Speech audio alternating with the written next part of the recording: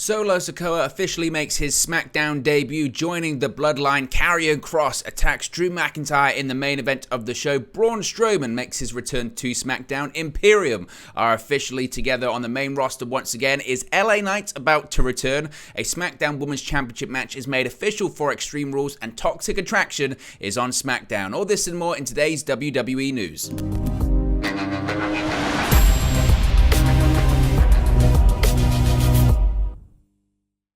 Hey guys, welcome back to Wrestling News 365. Hope everyone is doing very well. As always, there are plenty of news stories to get into in the world of WWE. So let's start off talking about Solo Sikoa. Of course, there's plenty of news coming out of last night's edition of Friday Night SmackDown on Fox. And of course, the finish of the Undisputed Universal Championship match last weekend at Clash at the Castle saw Solo Sikoa officially make his main roster debut as he assisted his cousin Roman Reigns to defeat Drew McIntyre. Now, this then bled over to Friday Night SmackDown this week as Solo Sikoa would join his brothers, the Usos, and the honorary member of the Bloodline, Sami Zayn, and officially made his SmackDown debut. Sikoa came out with the Usos and Sami Zayn, and during the promo, it would be revealed that Sikoa is now officially part of the Bloodline. Now, Sikoa was then confronted by the man he screwed over last weekend, that being Drew McIntyre, after he attacked him and cleared the ring. Actually, it was quite a fun thing that they did in the segment. Out comes McIntyre with a steel chair, and all of the Bloodline scatters apart from Sikoa in the ring, which is a nice way actually to present Sikoa as this sort of badass, kind of looser member of the Bloodline in comparison to his brothers. And McIntyre hits Sikoa with the chair as he's entering the ring, and it looks like McIntyre's about to smash Sikoa on the back with the chair. And what happens? Sami Zayn once again shoves Sikoa out the way and gets smashed on the back of a steel chair by McIntyre, which, to be fair, Sami Zayn, his role in all of this is brilliant. Now, obviously, you can tell, like, Jimmy Uso likes Sami Zayn being in the group. Jey Uso isn't really a fan of it, but I look at it as, and it's probably because I watched the latest episode of She-Hulk last night, but I look at it as sort of the Sopranos, right? You've got the family there, and you've got people that are legitimate and connected, and you've got these affiliates, right? You've got these associates, and that's exactly what Sami Zayn is. And eventually, I think it builds to possibly, I don't know, Sami Zayn and Kevin Owens versus the Usos, right, for the tag team championships. That seems about right, something like that, but it's fun, it's entertaining, and that's the important thing. Now, when it comes to Solo Sikoa, this did lead to a match later on in the evening where Solo Sikoa went one-on-one with Drew McIntyre. Now, it was quite a back-and-forth match and a fun match, absolutely, and it did lead to a very interesting finish, because this is when it gets really, really interesting. McIntyre was lifted by Sikoa. He counted and hit a Claymore, but it sent Sikoa over the ropes and out to the floor. So it's not as if McIntyre had him beat or anything like that. They did protect Sikoa, certainly, but this then led to McIntyre being attacked by one Karrion Cross. Yeah, Karrion Cross attacked Drew McIntyre as SmackDown went off the air.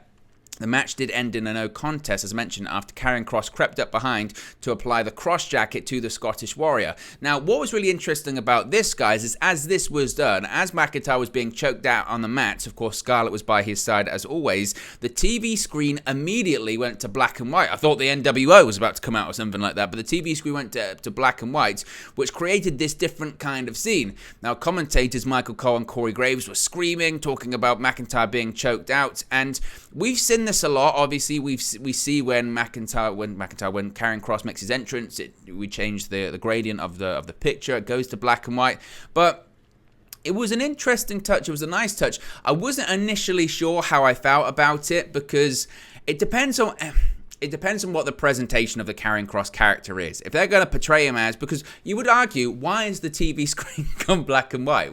Why has it done that? Has Karrion Cross got this special ability to turn the screen black and white? But maybe I'm just overthinking it, right? Maybe I'm not losing myself. I haven't got the suspension of disbelief that's going on in the world of pro wrestling. Nevertheless, it would appear, and we've got, about 4 weeks to go until Extreme Rules. There have been rumors about what the main event of Extreme Rules could be. There had been rumors that it was going to be Roman Reigns versus Karrion Cross for the Undisputed Universal Championship. That might still be the case. I mean, I suppose that still could happen. With what's happened here, you would think it possibly leads to Karrion Kross versus Drew McIntyre, or we could see a situation where it's a triple threat match. Ultimately, it depends on the status of Roman Reigns. Roman Reigns isn't on every single show, and he's certainly not on every single premium live event either. So once we kind of know the status of what Roman Reigns' plans are going forward creatively, we might know where we're going for that main event at Extreme Rules. I mean, there are certainly several different outcomes. There could be Roman Reigns versus Karrion Kross, which had been rumoured.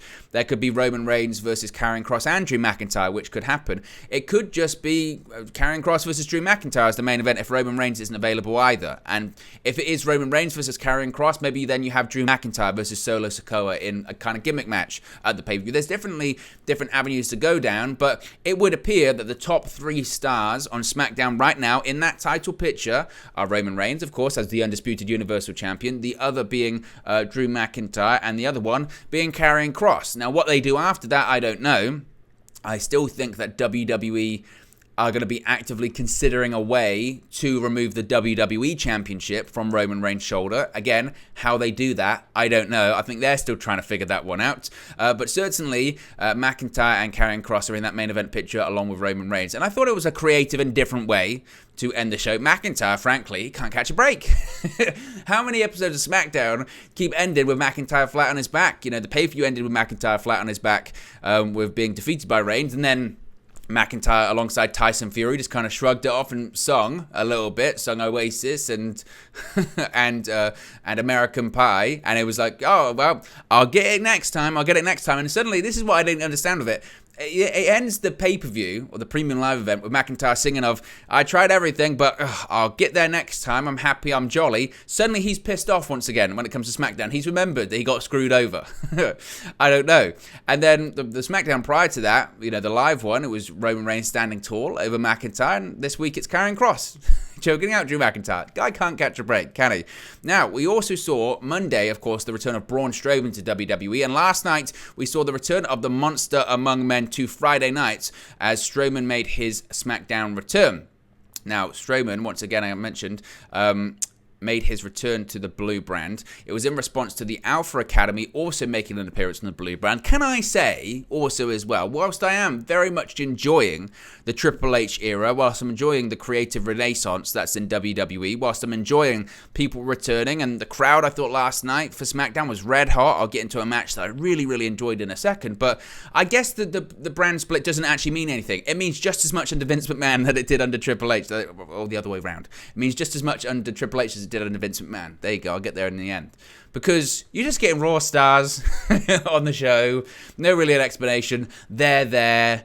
You know, I know they're going to have a draft, they reckon, after WrestleMania, so we've just got to deal with this. What at this point, don't even talk about brand split then. Don't even say they're separate rosters. Just say that there's going to be two, the same. Because it really is ridiculous. Nevertheless, the Alpha Academy made an appearance on the show, and Chad Gable thanked the crowd sarcastically and started shushing the crowd, as he always does, and revealed that they were there specifically to ruin Strowman's return to SmackDown.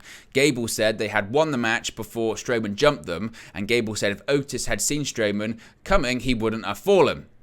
Gable then took a shot at Seattle, saying Seattle couldn't even hold their own professional basketball team. The crowd, of course, was not happy with that remark, and Gable started shushing them. It didn't work. Then Strowman made his big entrance and headed to the ring, but Otis was unfazed. Strowman then went right towards Otis and hit him with some strikes, pushing him to the corner. Strowman grabbed Gable, knocked him down, and then that gave Otis the chance to hit some punches before charging and knocking him into the corner. But this is where it got really interesting. Otis went for it again, but Strowman dodged it and attacked Gable, hitting him with a powerbomb. But that wasn't the only powerbomb of the evening. Arguably the most impressive thing on this show was Strowman hitting Otis with a powerbomb. Think about it. Otis is like 350, and Strowman being able to powerbomb him with relative ease was very impressive. Make no mistake, Braun Strowman is an incredibly strong man. He was a power lifter. He was a competitor in strongman competition. He is an unbelievable physical specimen, and powerbombing Otis is very impressive, but also takes a lot of assistance from Otis as well. This is pro wrestling. Now, we don't really know what brand Strowman is on at the moment. Of course, he made his return on Raw, but he's on SmackDown tonight. As I mentioned, it doesn't really matter what brand he's on because the brand split doesn't really matter, ultimately. So I guess he can just appear on both Raw and SmackDown. We'll have to wait and see. If he heads to Raw, of course, there's several big names he could face. Bobby Lashley, Omos, Kevin Owens, and more. I lean into him probably sticking to SmackDown because, as I mentioned, you do look at that main event scene, which I think is where Braun Strowman will be. He has to be. The thing is, with someone like Strowman, he's got to be main event or he can't be opening match. That's the difficult thing with someone of his size. I think that you do look at that main event scene of Karrion and Cross and Drew McIntyre. Eventually, they're both, Drew McIntyre had his shot. They might have a rematch against Reigns at some point. But Karrion and Cross clearly is going to have a match against Roman Reigns after that. And I don't see Reigns dropping the title to either. That would mean Reigns still needs opponents. Braun Strowman's a good opponent for him to have. I know he's already faced Braun Strowman during his title reign really, really early on in the title reign, but that was a long time ago. That was in 2020. It's now 2022, and things have changed a lot since then. Roman's evolved since then. Braun Strowman's been away. It feels somewhat of a fresh match once again, so I could see Strowman facing Reigns. Of course, Reigns will win because that's what happens. Reigns wins matches and he retains the Undisputed Universal Championship. So Braun Strowman back in WWE, but we still don't know if he's going to be on SmackDown or Raw as well. Last night, speaking of returns, Imperium is back in WWE. Now, of course, Giovanni Vinci returned at Clash at the Castle last weekend. Of course, he's been in NXT. When Gunther and Ludwig Kaiser were called up to the main roster, Vinci stayed in NXT. The former Fabian Eichner underwent a gimmick transformation, got a new name, got a new gimmick, was doing this sort of fashion model-ish, suave character in NXT. But he made he reunited, shall we say, with Imperium last weekend at Clash at the Castle. Now, there was initially a bit of a theory that Vinci's appearance in Cardiff was just a one-night cameo. Of course, they were big European superstars, and also they were in NXT UK, so it might have just been a little nod to the European or British fans there in attendance. But that's not the case. Imperium officially reunited on SmackDown this week in a six-man tag team match against Sheamus, Rich Holland, and Butch of the Brawling Brutes, which has indeed confirmed Vinci's main roster call-up. It was the opener of the show, and it was the best match on the show. It was brilliant. It was absolutely brilliant. What a match. What a fantastic match. Imperium gets the victory, but the chemistry of everyone involved, when I was watching this match, I just thought, man, six-man tag team matches, when they're done right, they're awesome. They are so good. When they're done properly, they are so, so great. And not that it was of the level of the Shield six-man tag team matches, but I remember when the Shield in when was this? 2014, 2015? Yeah, around that period of time. 2014, around that period of time. When the Shield, every time they had a six-man tag team match, it was just brilliant. And the pace of it was just fantastic. It was constantly going. That's the positive you have when you have a six-man or a trios tag team match, is that you don't have to slow down. You can really build. You can get the hot tag. You can do craziness. And that's exactly what this match had. They had, honestly, that crowd in the palm of the hand. That was the perfect match to start the show. It was brilliant. Absolutely brilliant. And if you were on the fence as to why they reunited Imperium, and why would you be, because Imperium are fantastic, you got the answer right there. It was brilliant. I was a bit concerned for Ludwig Kaiser at one point because he took like a back body drop or something like that, and he just landed on his knee. He didn't take a flat back bump. He landed on his knee. It was horrible. I thought, that's how you tear an MCL or an ACL, but fortunately it looks like he's okay. But fantastic. Absolutely brilliant. These two factions have so much chemistry. Obviously, Gunther and Sheamus, 5-star match they had at Clash at the Castle. It was brilliant, absolutely spectacular. And my only thing I would say is I don't know if I want to see the rematch, because I think they can have a match of an absolutely similar or better quality, but I don't know if the crowd's ever going to be that good in the near future like it was at the Principality in Cardiff. But it appears as if that this feud is going to continue with Gunther and Sheamus. And look, I'm not totally against it, obviously. I think that the quality they had of that match is sensational, and they'll probably have some form of a gimmick match, I would assume, at Extreme Rules. What that will be, I don't know, but it's going to be hard-hitting and brutal, and I look forward to it. But it was absolutely brilliant, this match. It really was. If you haven't watched it, go out of your way to. If there's a match this week you want to watch, definitely this one. It was brilliant, absolutely brilliant. It went like 20 minutes. It was awesome. Really, really good stuff. And Gunther, Sheamus, the crowd was just so into Sheamus as well.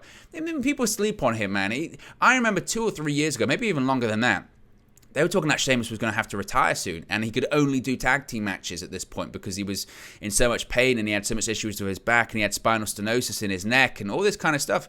Fast forward into 2022, he's one of the most over guys on the SmackDown roster at this point, and he's having kick-ass matches with Gunther, physical matches. It was just fantastic, absolutely brilliant. Really pleased for everyone involved here.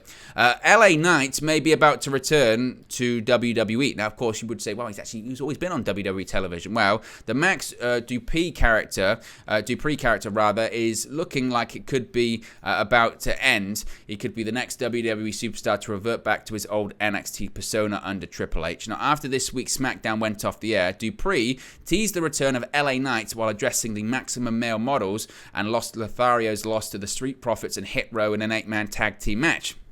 In a digital exclusive video posted by WWE, a deflated Maxine Dupree and the Maximum Male Models could be seen moping over their defeats earlier on in the evening, with Maxine making it clear they need to snap out of their losing streak. Just then, Dupree stepped into the room and asked his stablemates to lift their chins up. He ended his speech by saying, "You have to go through the day to get to the night." Yeah. Now, it implied that this was going to be the return of LA Knight, which, frankly, I mean, this is just, again... he's still in WWE because of Triple H. He was gone. Vince McMahon didn't like him. He felt that he wasn't getting the gimmick over. An awful gimmick, an awful character. He wasn't getting over. He'd have been released. He'd have been gone.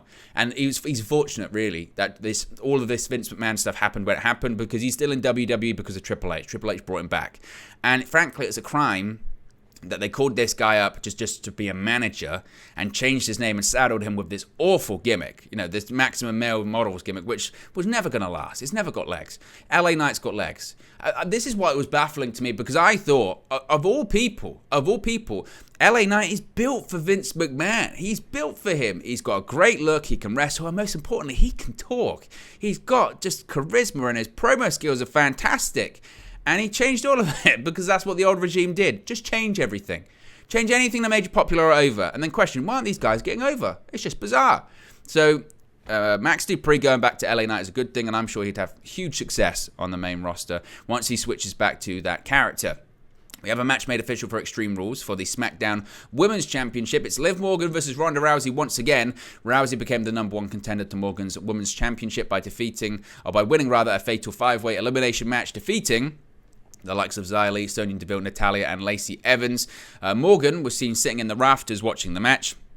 She, of course, has defeated Rousey for the title at SummerSlam in a controversial finish after Rousey locked in the armbar, only for Morgan to stand up and plant her opponent's shoulders to the mat for a pinfall victory. However, Morgan had tapped before the referee counted to 3, which the announcers acknowledged on the live broadcast. After the match, an irate Rousey destroyed Morgan and put her in another armbar. When the referee tried to contain her, Rousey did the same to him, forcing WWE officials to make a run-in to restrain her. She then had a storyline suspension, which was finally lifted last week. According to several reports, of course, Rousey is expected to wrestle longtime rival Becky Lynch at WrestleMania 39. I don't know if this is the moment that Rousey wins the championship back. You would probably think that's the direction they're going in. It's the time that she would win it back. Liv Morgan, I don't know what she is at the moment. I mean, the way she was sitting in the rafters felt very heelish. And every time you think, oh, they're turning her into a heel, they kind of pull back a little bit, and then suddenly she's a babyface again. What I will say about Ronda Rousey is I think this is one of the better presentations of her since she returned to WWE, in that she's not forced to smile every time she goes out there. Vince McMahon's advice to anyone, especially females, which again, it's a good thing that he's gone, smile. Go out there and smile. Well, no. Ronda Rousey, her career is built on her being a badass. Her career is built on her beating people up. When she was in the octagon, she wasn't smiling. Towards the end, she was losing. But when she went out there, she wasn't smiling. She was the baddest woman on the planet. You can't keep calling someone the baddest woman on the planet when they're out there smiling and high-fiving. So I think they've tweaked the character a little bit, Triple H has, and I think that's the right move. And I think Ronda Rousey wins the SmackDown Women's Championship back, which would then, you would think, set up a match against Bianca Belair coming into Survivor Series in November, right? That would make a lot of sense, and that's a big match. That's a very, very big match. Or possibly Ronda Rousey versus Bayley, depending on who's the Raw Women's Champion at the time there too. Finally, Toxic Attraction, they're back on SmackDown, and they are now officially on the main roster, it would appear, because they did appear in the Women's Championship tournament, of course, but then they had to pull out because of the injury to Gigi Dolan. But Dolan and JC Jane made their return to SmackDown this past Friday, where they faced off against current Women's Tag Team Champions Raquel Rodriguez and Aaliyah.